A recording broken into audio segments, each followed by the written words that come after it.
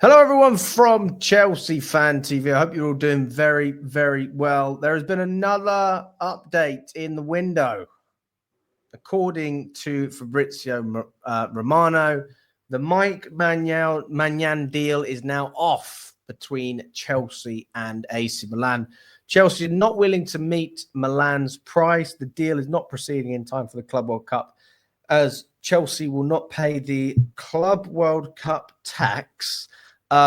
We apparently maintain full trust in Petrovic, Sanchez, Jorgensen, and the talent Mike Penders for the goalkeeping role.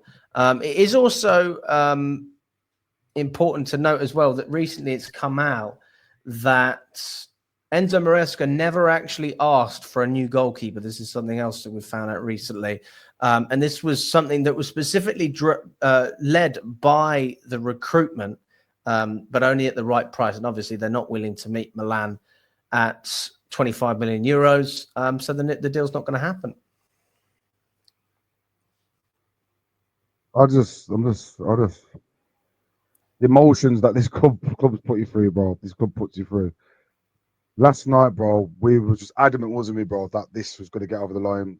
We know we need a keeper. Yes, we need Petrovic is coming back in. Top stopper, yeah. But we're talking about a world-class experience acquisition, a player of Maignan's quality, who's there for so cheap, for the same price as Sanchez, regardless of his contract being in 1 year. Get it over the line. And we was adamant it was going to happen, Alex. We was like, yeah, tomorrow, here we go, done. And now for Fabrizio Romano to come out this morning and say the deal's off. It's just a repeat of the situation which happened with the Osimhen deal. And this is my concern now. I don't believe this club is going to go for top players anymore. It's just not going to happen, brother. That's been gone, done. Because it's happening too often now, brother. They're building our hopes us just to deflate us straight away at the quick earliest opportunity, bro. But signings that we're making around it are not making no sense. You cough up £67 million for some Quenda from Portugal. Okay, looks good. Loan him out for 2 seasons. You sign some Sarr from Strasbourg. He's not going to be a part of the plans next season. But when it comes to getting an Osimhen deal over the line, when it comes to getting Maignan deal over the line, we're not doing it. So where's it? It's nothing's making sense right now, brother. The only thing I can think of is these top acquisitions are not fitting what they want to do. Or if they're 18, 19, they will go and spend as much money possible. So that's what it is now, bro. You know what I think, Kev? I think that this deal has given the fan base another reason to be divided at a time where we shouldn't be. And we should honestly be quite happy with the fact that we finished in the Champions League. We won a trophy with the Conference League. You know, we finished in a great position, setting ourselves up well with Champions League football, and we're in a better financial position because of it, which is supposed to attract top players. And by the way, Maignan was all for going to Chelsea, was up for it. He wants European football at the highest level. He told Milan that he is not going to sign a new deal, and he's just going to wait until his contract expires so he can leave as a free agent. And Milan have been very stubborn. They've stuck to their price. Chelsea have been stubborn as well, willing to negotiate, but not on a serious level where you say, okay, let's meet somewhere in the middle. No, when you're negotiating with someone, Kev, Chelsea have originally valued Maignan about £8 million. I think it was about 8 million, around that mark, 8, 9. And that was obviously dismissed straight away. So we put in a bid of about 11.7 million, or was it 12.7 million, which was rejected. That's about 15 million euros. Okay, that rounds itself up. And that's still a 10 million or 5 million pound difference in terms of valuation for where Chelsea can meet Maignan to make this a good deal for both parties. And the thing that I find crazy is we're not talking about a wage issue. We're not talking about a cash flow problem. This isn't a deal that we couldn't afford. This isn't a deal that we couldn't make happen. There was interest from both sides. The player was very keen to join us. He's experienced. He's reliable. He's established. This was an issue for something we've never actually really had a problem with, Kev, which is the transfer fee. We have always paid big fees, and the wages have been the concern. And now it seems to be the opposite. The player's going to fit into our structure. He's happy to come, but we're haggling over an extra £4 million, which makes me think, hang on a second. Can we not just go back, a little bit and think, what did we pay for Caicedo? What did we pay for Fernandes? What did we pay for Mudryk? All of these guys. And generally speaking, not all the time, but generally speaking, if you pay big money for big players, you are going to get a better result out of it, generally speaking, because they are established.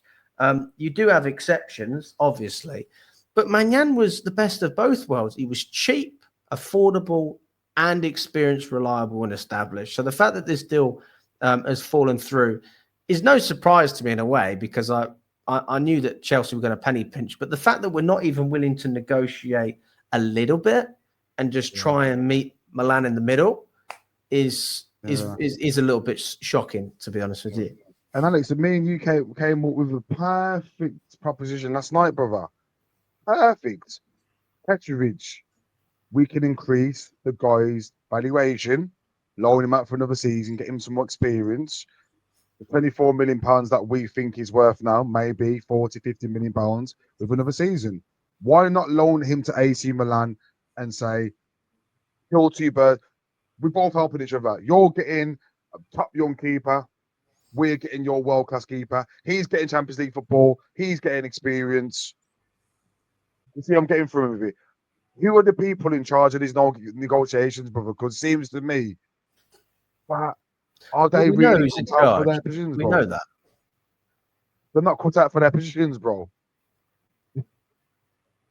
It's just the same stuff, bro. Like, I'm fed up. The thing is as well, brother, I'm just fed up of that carrot being dangled every year now.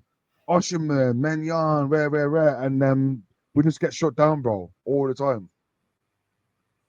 So I knew we were getting linked to Rodrigo a couple of weeks ago. Just like, yeah, whatever, yeah, right, Rodrigo, yeah, right, yeah, right. It's not happening. So we just need to be, like I said a few months ago, just be used to this new Chelsea now. This is it. It's hard to take. It hurts, but what can we do, bro? Nothing we can do now, bro. Is they can't do it, bro. They haven't got it in them to do it. Simple as that. Well, yeah, it's all about monetizing. It's all about monetizing and making money. That is the reality. I saw a tweet as well, which said, when your owners miss out on a very rare opportunity on such a top proven player like Mike Maignan, over 4 million in price difference, you should know that they are not here to win. They are here to monetize and win financial trophies. Do you think that's an accurate statement? It has been for the last 3 years, mate. The first season, they went out and they rushed and they signed top acquisitions. Well, not top acquisitions, but they wanted. There was a clear pathway. We've been linked to Ronaldo. We've got Aubameyang. We've got Sterling, and there was a clear path to where we was going to sign the best experience. That didn't quite work, but now the last 3 years, it's clear to see that they are very hesitant and reluctant to go and get top class players. But that tweet hits them down the head, and we said it last night. £4 million, bro. You've just gone and signed this Sarr guy. I have to keep mentioning this Sarr from Strasbourg. Nothing to do with the plans for the next few years. This guy from Sporting Lisbon, the right winger that we signed, not going to be a part of the plans for another 2 seasons. We're signing players for 60 million plus. They're not going to be part of the plans. So I just don't get why we can't cough up an extra £4 million and get some experienced world-class leadership into the team. So, yeah, it's completely about, like you said, monetizing the club, and it's streamlining its profits. There's no emphasis on us going to win Champions League. They're happy with just being involved with it. They're coming over. They're not in the Nottingham game. Happiness. Yeah. Mr. Todd Bowley's there coming over clapping, all this, all that, all that. They're happy with it, brother. They are actually happy with it, bro. No, well, I'm happy with the fact that we're in the Champions League, but Yeah, I yeah, yeah. want to see But us would kick you on see Roman and do Abramovich more. coming over and clapping for top four, bro? No, Managers because are it would getting be expected. managers are getting sacked for less, bro. You see what I'm saying, bro? These are the standards now. The standards. It's not the same Chelsea anymore. The standards are now dropped so far that we've got to get used to it now, bro. Like I said, in the grand scheme of things, top four is a success. But when we want to elevate now and push to the next level, they are showing us that's not a priority right now. The priority is keep on signing these young players, lowering them out. I will That's say that. this: if there is one positive, and I know people don't want to look to the positives in moments like this, but if there is one positive, it's that Petrovic will hopefully get the opportunity. And I'm a huge fan of Petrovic. I think Petrovic is genuinely going to be a world-class goalkeeper. I don't think he's there yet, but I think he will get there. And he just needs some trust and some faith, for fuck's sake. Like, the guy has had 2 really good years, and people still don't give him any credit. The thing that will push me over the edge, Kev, is the fact that we haven't signed Maignan, and then if we sell Petrovic, that will push me over the edge. And that will make me believe that we are, forget being unambitious. We're just a total clown show if we sell this guy and we don't replace him with a better goalkeeper, because you cannot rely on Sanchez. You can't rely on Jorgensen. We know that. We've seen it. Mike Benders is too young. He ends up going on loan most likely. I mean, if you're going to make him your number one, that's even more strange. But I mean, nothing is out of the question with Chelsea. So I'm hoping that we can see Petrovic start for the club, and for me that will that will consummate what we think to be a disappointing bit of news, not signing Maignan, and that's probably the best thing that we can take from this scenario. Sometimes they always say that when things happen to you that you think are bad, actually it can be the start of something really great, and that could be the case with Petrovic. But again, he might not play, he might get sold, and that would change everything that I'm having about this conversation, to go from, oh, this is disappointing, to this is an absolute disgrace. What the hell are we doing? So as much as I like Maignan, I think he's obviously better than everything we have. I am just sort of looking at Petrovic and saying, please perform, please at least get picked, get a chance, and then we'll see what happens. Other than that, you have to just say it's disappointing, and from a football perspective, it's poor. From a financial perspective, you know exactly what they're thinking and why they haven't gone ahead with the deal. Yeah, it's just. Well, Alex, like I said, it's minimum amount in the football game right now. £4 million. That is absolutely nothing, bro. He's just gone and sold Kepa for £5 million. He's gone and sold a decent keeper for £5 million, but you can't cough up £4 million extra for a world-class keeper. It's just not making no sense, bro. The lot of it. So it's another disappointing day. Or like I said, it's now 25 minutes past 2 UK time. It's 25 minutes past 5 Greek time, I believe. Past 4, mate. Yeah, past 4. Still a few hours left, but I ain't banking any, bro. If it's off, it's off. I can't see him getting over the line now. I'm not even gonna. I waited up start of last season for the Osherman deal. I waited till 11 o'clock, literally flicking for my phone, thinking I'm going to get the news. I'm not doing it today because I know it's not going to happen, bro. So here we go again. Chelsea once letting us down again.